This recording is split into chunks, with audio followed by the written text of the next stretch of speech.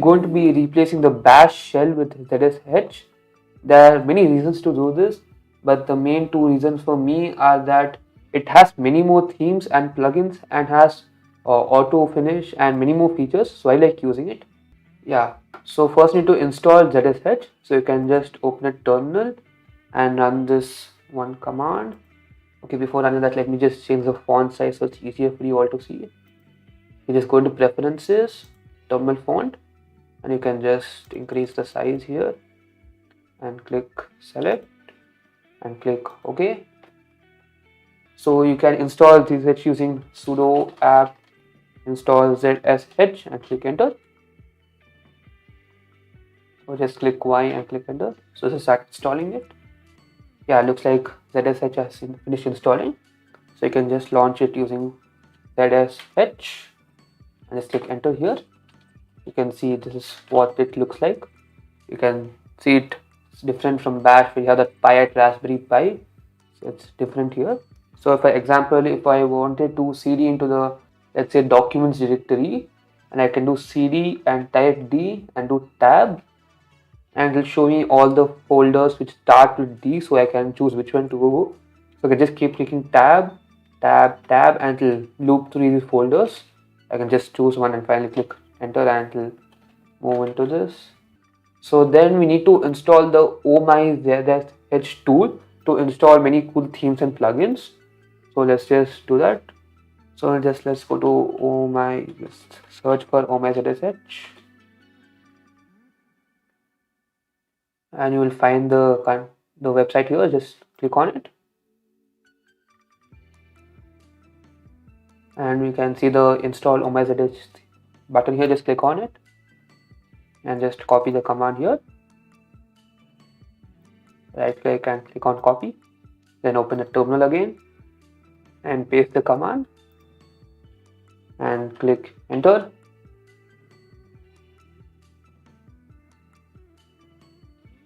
You can see it starts installing .ohmyZSH in the directory. So it'll ask us if we want to change the default shell to ZSH. Type Y and click enter. You need to type the password here. The default password is Raspberry.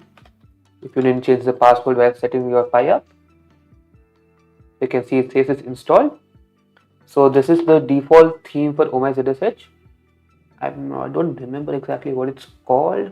I think it's called Robbie or something like that. So if, for example, if I go to the documents folder now, it'll show me which folder I am inside. I can go into the downloads folder, external master. It shows me which folder I'm inside right now. Let's just go into the home/pi. If you ever want to know which folder you're in, just use the command pwd and show you which folder you're in. Hi Origami Incorporated. Nice to see some people are seeing the stream. So we can change the theme by, so if I'm not wrong, if you close the terminal and open it again, it won't come because at the reboot, once the ZSH becomes a default shell, if I launch it now, you can see I need to launch ZSH manually, but if you reboot once, it will work normally. So to change the theme, I need to configure a file called .zshrc. So if I just do a ls now, you will be like, you can't see the file. That's because it's a hidden file. So remember, if it's a starts a dot, it's a hidden file. So you want to show that, you need to do ls-a, and now it will show us the dot. Where is that? Yeah, .zshrc file. So we just can edit it using nano.zshrc. If you didn't know, Nano is a text editor in the terminal. If you're not comfortable with using terminal text editors, you can even use mousepad, and you can do mousepad followed by the command. So just do mousepad followed by the file name. So I can just do .zshrc, click enter, and it'll open mousepad, which is a GUI text editor. So you can see, yeah, the default theme is Robbie Russell. If you want to see what themes are there, you can just go to the OhmyZSH website, and here you'll find the theme section. Just click here, and you can see And you can see there are many themes. The default one is Robbie Russell here. You can see how it looks. You scroll down here, you'll find more themes. I personally like the Agnostic theme. If I want to use that theme, you will need to open the configuration file, and in ZSH theme, just change that to the name.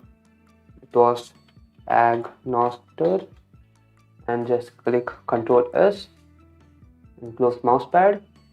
So if I exit and again launch ZSH, you can see it shows the Agnostic theme, but you will see there's a difference here. It has these triangle shapes here and it has some random characters here. So there's a simple fix to it.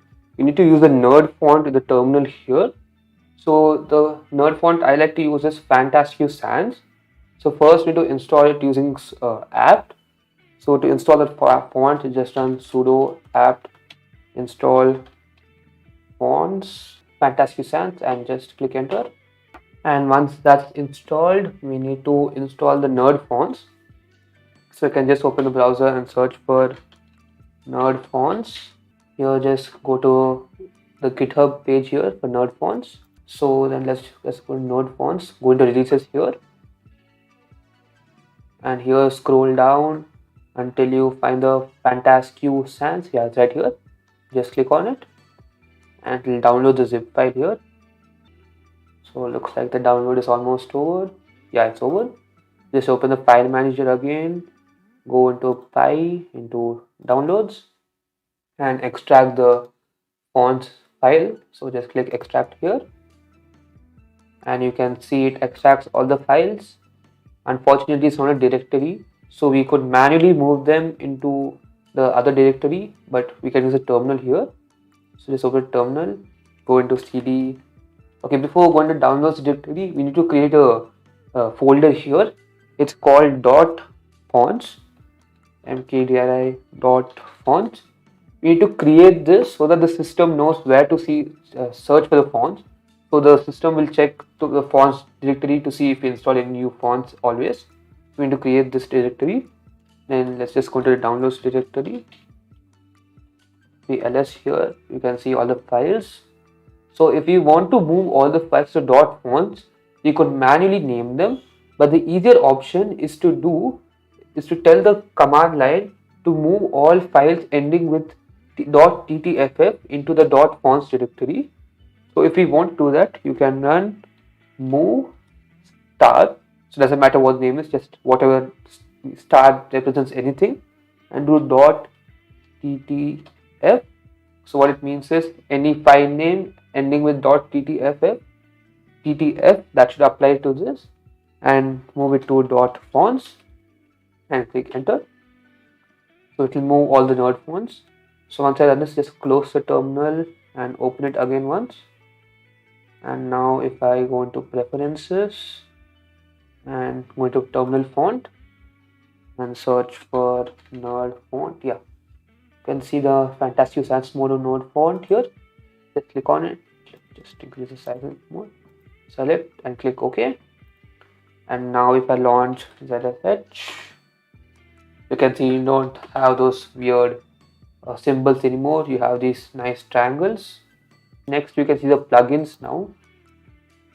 So let's just see the plugins which we can use. So there are a lot of plugins you can use. I had found one for apt before. Let's just see. Yeah, the Ubuntu one. This should have, yeah, so you can see you can use the short form of apt commands. So for example, if you want to clean, you can use agc instead of typing the whole command. You can do agi followed by package name. So let's just try installing this. So we need to add Ubuntu the plugins list. Let's just open .zshrc again using mousepad. Let's find the plugins section.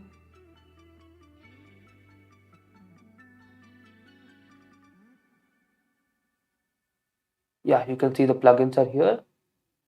So we can just do space Ubuntu and do save it. And let's close this. and close the terminal again and open the terminal again, and let's see a command here. So I think let's use the update command, that's agu. So let's just check if that works. Agu. Okay, wait, I'm still in bash. Let's go to zsh, and now let's use that command, and you can see it's running sudo apt update now. So you can even do agug for upgrading. Then you can install, you can list all the installed packages using agli. So let's just do that, agli. You'll see it lists all the packages we have installed. We have a lot of packages installed. So yeah, you can even check, there are many more plugins for ZSH. You can just search for them in the plugins section of the website. I will leave a link for this in terminal below. So I think we are done with ZSH now.